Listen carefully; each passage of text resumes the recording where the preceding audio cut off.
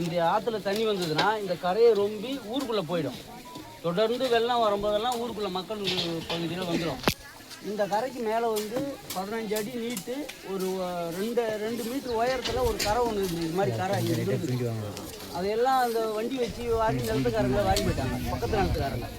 அதனால் இந்த தண்ணியெல்லாம் ஆற்றுல வரும்போது ஃபுல்லாக வந்து கவர் ஆகி அந்த ஊர் ஜனங்களும் அந்த ஹைட்டுக்கு தண்ணி வருமா? இதோட அதிகமாக வரும் ஐயா. ஐயா ஏன்னா சம்பளம் இன்னும் கொஞ்சம் ஏற்றி போடுங்க, கஷ்டமா வேலை செய்யறோம்.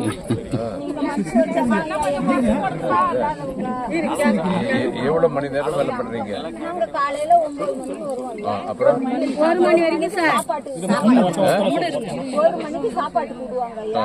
திரும்பி வந்து ஒரு 2 மணிக்கு வேலை பிடிப்போம். வேலை முடிச்சு 4 மணிக்கு வேலை செய்வோம். 4:30 வேலை செய்வோம். அப்புறம் போட்டா எடுப்பாங்க. போட்டோ எடுத்துட்டு 5 மணிக்கு விடுவாங்க ஐயா எங்களை.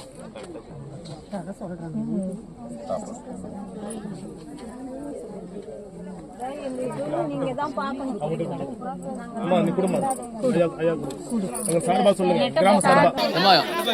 ஒன்னொன்னா பதில் சொல்லுங்க, கேட்டவள் பதில் சொல்லுங்க. ஒன்னொன்னு சொல்லுங்கம்மா, கோரஸ் போடாதீங்க.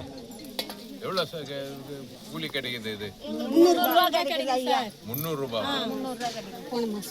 போன மாசம் 12ஆம் மாசம் போட்டாங்க சம்பளம். இது 120. வருஷத்துல எவ்வளவு நாளைக்கு வேலை கிடைக்குது இந்த மாதிரி? இப்ப ரொம்ப கம்மியா தான் வருது சார். எவ்வளவு நாளைக்கு சொல்லுங்க? 20 நாளைக்கு வரும், 30 நாளைக்கு வரும், அப்படிதான் வந்தது. இப்பதான் ஒரு 125 நாளைக்கு தர